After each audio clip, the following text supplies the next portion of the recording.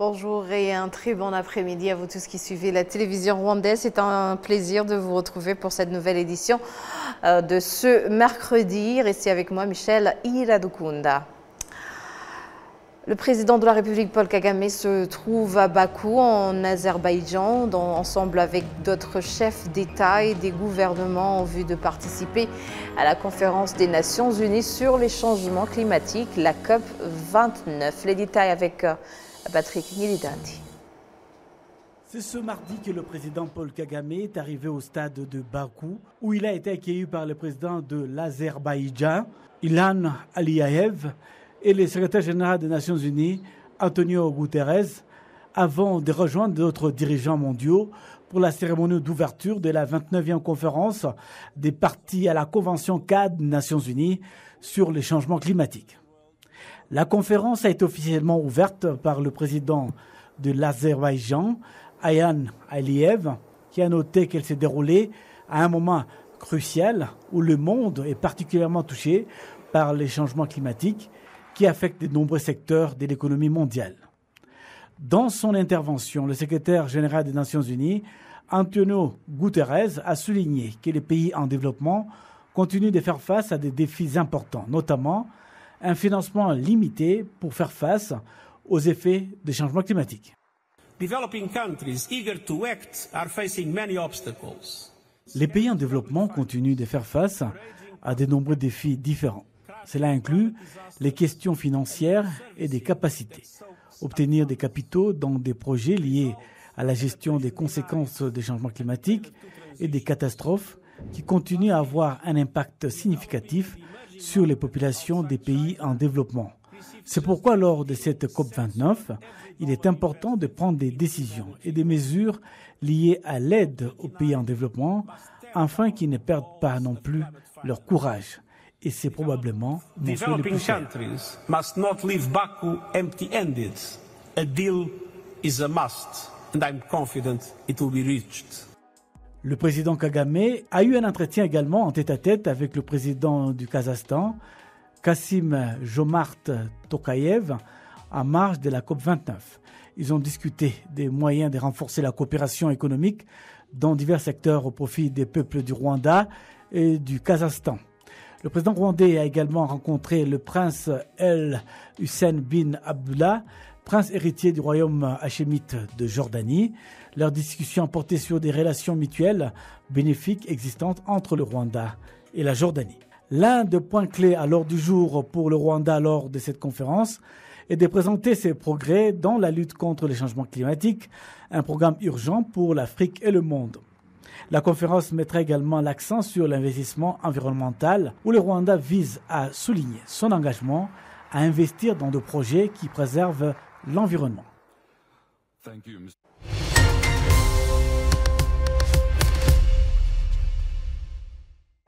L'équipe nationale Amavubi et son staff ont débuté un camp d'entraînement pour préparer le match de retour contre l'équipe nationale de la Libye qui se tiendra ce jeudi, rencontre qui s'inscrit dans le cadre des éliminatoires de la Coupe d'Afrique des Nations, Maroc 2025. Les détails avec Kassim Youssouf. 2004-2024, 20 années viennent de s'écouler depuis que le Rwanda s'est qualifié pour la première fois à la phase finale de la Coupe d'Afrique des Nations, ayant obtenu son ticket dans un match épique face au Black Stars du Ghana sur un coup de tête magique de Jimmy Gatete, le seul but de la rencontre. La Fédération rwandaise de football FERWAFA, les entraîneurs ainsi que le joueur de l'équipe nationale Amavubi demandent aux Rwandais de les soutenir et de les encourager afin qu'ils puissent bien se comporter face à la formation libyenne, un match qui se dispute avant l'autre face au Nigeria pour espérer avoir son ticket pour la grande messe du football africain. Je dirais que notre équipe est en forme et tous les moyens pour permettre à notre équipe de remporter les deux matchs ont été disponibilisés. L'équipe est en forme, tous les joueurs qu'on a invités sont présents, ils sont en forme et on espère que demain Et le 18, je crois, quand on jouera contre le Nigeria, on pourra garantir au Rwanda, je crois, je pas nécessairement une victoire, mais demain, on espère apporter ce match et on espère au mieux pour les 2 matchs. Il nous est demandé, nous, la fédération et tous les Rwandais, de supporter notre équipe et on espère qu'on va faire notre mieux pour remporter les matchs ou égaliser de sorte que cela puisse nous permettre de continuer dans la compétition. Il est tout à fait normal que le public demande beaucoup, puisque le public, les Rwandais n'attendent qu'on gagne les matchs qu'on joue, ils n'attendent qu'on se qualifie dans des compétitions dans lesquelles on participe. C'est donc une demande tout à fait légitime au regard de notre public et il est de notre devoir, ceux qui ont le devoir justement de disponibiliser tous les moyens pour notre équipe de le faire et aux joueurs justement de jouer leur rôle pour remporter les matchs. C'est toujours le but dans chaque match de pouvoir remporter. Et c'est ça. Je dis que c'est une demande, c'est tout à fait légitime pour les Rwandais, pour les supporters de notre équipe nationale. Je dirais que ce qu'on doit faire pour le stade, justement, le stade est là pour accueillir des matchs et des supporters de nos équipes. Comme tu le dis, ça a été à moitié vide ou plein. Ceci, il en va de même pour au niveau de notre football. Ça n'a pas encore été plein ou au niveau où on le veut. Nous faisons donc notre mieux pour élever le niveau de notre football. Et cela, justement, aura un impact, sans doute, sur disons, au niveau des gens qui viennent pour assister au match, ou bien le nombre de gens qui viennent pour assister au match. Mais je dirais, les gens qui viennent au match, les gens qui sont derrière nos équipes, auront aussi un impact pour la performance de nos joueurs. Je dirais qu'on n'attendra pas justement qu'on puisse avoir un niveau très élevé pour venir soutenir nos équipes. Il faut le faire maintenant. Comme on le dit souvent ou parfois, dans le football, il n'y a pas de raccourci, mais on est en train de suivre le vrai chemin et on est sûr, vous l'avez vu, concernant notre équipe à Mavuri, ils ont quand même montré des performances qui ne sont pas mal dans des compétitions dans lesquelles on est en train de participer. Ce n'est pas décevant. Donc j'inviterai tous les Rwandais à venir soutenir notre équipe à Mavuri demain, mais aussi à continuer à assister aux matchs, comme tu le dis, dans nos beaux stades qui sont construits, que ce soit ici à Kigali et dans les provinces. Donc il faut qu'on s'engage tous à soutenir nos équipes, mais aussi à œuvrer pour que le niveau de notre football puisse être à un niveau encore plus élevé. Compte tenu de ce qui est en train d'être fait et au niveau de notre équipe, on a un grand espoir. D'abord, le staff est là pour... il nous représente parce que nous, on ne peut pas être chaque jour auprès de l'équipe. Je dirais justement au staff et au coach de toujours faire le mieux pour garantir que l'équipe est dans de bonnes conditions. C'est ce qu'on fait dans les camps d'entraînement, à partir de ce qu'on doit faire, l'hôtel où ils logent, tout ce qu'on doit leur donner pour se préparer. Il faut qu'on s'y attelle vraiment et que rien ne manque à nos joueurs. Et jusque-là, ça va, rien ne manque dans la préparation et le moral est haut. On ne voit pas de problème jusque-là. Mais on demanderait justement à tous les Rwandais d'être demain et dans les matchs qui vont suivre derrière Mavuri, puisque justement chacun a son rôle à jouer, que ce soit le staff, les joueurs, les supporters, les journalistes. et avoir, je crois, la combinaison des efforts pour le moment dans la préparation du match. J'ai bon espoir. Les citoyens de différentes catégories indiquent avoir une grande envie de voir leur équipe nationale représenter encore une fois le Rwanda à la grande messe du football africain qui va se dérouler l'an prochain au Maroc. Les analystes sportifs rwandais estiment que le Rwanda a encore la chance de se qualifier pour la phase finale de la Coupe d'Afrique, si et seulement s'il parvient à bien se comporter face à la Libye et au Nigeria. Le district de Kirehe, à l'est du Rwanda, se félicite des résultats du programme d'éducation pour tous qui a sensiblement baissé le taux d'abandon scolaire dans ce district. Cette annonce intervient après 5 ans du projet EduFemme auquel Profam a collaboré avec plusieurs partenaires dont la fondation Paul Gérin Lajoie, comme l'indique son directeur général. Nous sommes basés à Montréal, mais nous travaillons depuis quelques années au Rwanda sur le projet EduFemme. On est en consortium avec le CECI et c'est un financement de Affaires mondiales Canada pour porter le projet. Et c'est un projet qui vise vraiment à l'autonomisation des filles et des femmes dans le camp de Mahama. Donc on est très fiers des résultats accomplis ces 5 dernières années puisqu'on a réussi à ramener plus de 1110 filles à l'école. On a réussi à réduire le nombre de grossesses précoces grâce à ce projet et à faire prendre conscience à toute la communauté de la valeur que ces filles pouvaient avoir en allant à l'école, tant pour le camp mais aussi pour toute la communauté rwandaise, la société rwandaise. Donc c'est un projet qui a très bien fonctionné grâce à un suivi d'accompagnement individualisé pour essayer de lever les obstacles et de ramener donc les jeunes filles à l'école, de mobiliser les communautés, les groupes de pères, les groupes d'hommes. Et donc c'est un grand succès qu'on célèbre aujourd'hui avec tous les partenaires, avec les filles, avec le gouvernement du Canada, avec le ministère de l'Éducation. Et on est très heureux d'être là et on félicite tout le monde pour les progrès.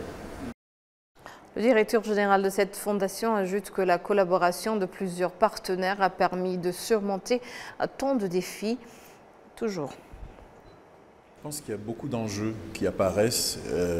D'abord, ce sont des gens qui sont déplacés, qui sont réfugiés et qui cherchent un peu comment ils vont reconstruire leur vie et qui ont besoin de trouver des formations, qui ont besoin de trouver des communautés pour les accueillir, pour les intégrer, pour leur donner du travail. Et c'est une question un peu de fierté, de respect. Et c'est ce qu'on retrouve un peu dans les camps et c'est ce qu'on essaie de combattre avec ce projet. Donc de donner des opportunités d'aller étudier, d'aller se rassembler, d'aller discuter, d'aller développer des connaissances en leadership pour se positionner et contribuer positivement à la communauté dans le district de Kirehe, mais aussi au Rwanda comme pays dans son ensemble. Que c'est un travail en collaboration. Que c'est vraiment, je pense que ça a été extraordinaire de voir que toutes les communautés du district ont réussi à accueillir les réfugiés et à voir la valeur que les réfugiés pouvaient amener dans leur communauté pour s'intégrer et pour contribuer en travaillant au succès de leur communauté et faire partie de ce groupe. Une étude menée dans le cadre du projet EduFemme montre qu'en 2024, dans le secteur de Mahama, dans le district de Kirehe, 99 des habitants ont changé d'attitude et pris des mesures pour prévenir les grossesses précoces et l'abandon scolaire des filles. Un problème majeur qui affecte gravement la vie des filles. Le Soudan déplore la guerre que vit ce pays semble être oubliée et en conséquence, les populations qui en souffrent ne reçoivent aucune aide. C'est ce que déclare Khalid Moussa Dafala, chargé d'affaires de la République du Soudan au Rwanda. Dans un point de presse à Kigali ce mercredi, le diplomate soudanais a mis en lumière les conséquences de la guerre, soulignant que près de 11 millions de personnes ont été déplacées à l'intérieur du Soudan, tandis que près de 4 millions d'autres ont trouvé refuge dans les pays voisins. Il a déploré que cette guerre ne soit pas couverte par les médias internationaux et que l'attention mondiale soit principalement tournée vers les conflits en Ukraine et en Israël. The total death in just 2 weeks ago, right now, more than 1,000. Right now, Au total, le nombre de morts dans 2 semaines passées dépasse 1000. 300 hôpitaux ont été détruits. Nos infrastructures éducatives ont été détruites. Notre capacité d'octroyer des services médicaux a baissé de 20%. La population n'a aucun accès aux services de santé. Le gouvernement tente seulement de délivrer des services de base dans le pays. Nous avons enregistré 500 cas de viol de femmes et de mineurs sans aucune protection. La communauté internationale a la responsabilité d'aider la population soudanaise et à restaurer la paix et l'intégrité dans le pays. Je voudrais remercier le gouvernement du Rwanda et en particulier le président de la République, Paul Kagame, pour sa politique d'hospitalité et d'ouverture à tous les Africains et en particulier aux Soudanais, et en deuxième lieu pour une bonne compréhension des problèmes soudanais. Nous avons de bonnes relations avec le Rwanda. Photo Rwanda clôture ce mercredi de l'Africa Foundational Learning Exchange 2024, le plus grand échange d'apprentissage et de connaissances entre pairs sur l'éducation africaine axée sur l'apprentissage fondamental. Cette rencontre a regroupé les décideurs politiques, les experts en éducation et les principales parties prenantes afin de rechercher des solutions innovantes pour catalyser la mise à l'échelle d'interventions réussies qui améliorent et transforment l'apprentissage fondamental à travers l'Afrique. RBA s'est entretenu avec des inspecteurs de l'éducation au sein des ministères camerounais et algériens de l'éducation. Je voudrais dire que le Cameroun, à l'instar des autres pays africains, a eu un peu du retard à l'allumage par rapport à la préscolarisation de ses enfants. À l'origine, l'enseignement préscolaire était réservé à une tranche de la société un peu plus évoluée. On a donc remarqué une offre publique un peu timide et une offre privée galopante parce que c'était un peu comme un signe de richesse que d'avoir ses enfants dans l'enseignement préscolaire. Mais disons-le comme ça, au fil du temps, et avec l'accompagnement de ses partenaires, le Cameroun a fini par comprendre l'importance et la nécessité de l'enseignement préscolaire comme passage fort pour la préparation des enfants dans l'enseignement primaire. Et donc, depuis 2013, notamment dans son document de stratégie du secteur de l'éducation et de la formation, le Cameroun, avec tous ses partenaires techniques et financiers, ont pris l'engagement de faire du préscolaire une priorité d'éducation publique. D'abord, l'Algérie considère l'éducation comme un investissement essentiel pour le développement social et économique, comme en témoigne la Constitution. Celle-ci prévoit non seulement de la gratuité de l'enseignement scolaire, mais aussi son caractère obligatoire dans les cycles primaires et moyens. La Constitution précise également que l'État est responsable de l'amélioration permanente de la qualité de cette éducation. Dans ce contexte, la stratégie de l'éducation nationale en Algérie 2016-2030 a pour objectif de relever le défi de la qualité. À cet effet, mon intervention concernant la thématique de la petite enfance en première année, préparation à l'école grâce à l'éducation de la petite enfance, est scindée en 3 parties. Le premier parti présente l'architecture du système éducatif algérien, le deuxième traite du préscolaire et le troisième présente des mots, des questions clés concernant l'éducation préparatoire. D'abord, concernant l'architecture de notre système éducatif en Algérie, est structuré autour de 3 cycles. Le cycle de l'enseignement primaire, moyen et secondaire sont 2 cycles obligatoires au sens de la Constitution algérienne. Et concernant le préscolaire, il n'est pas obligatoire, mais il est en cours de généralisation. Et c'est sur ces images que nous clôturons cette grande édition. Merci de l'avoir suivi. Au nom de toute l'équipe qui a contribué, je vous souhaite une excellente suite des programmes de la télévision rwandaise. À plus tard.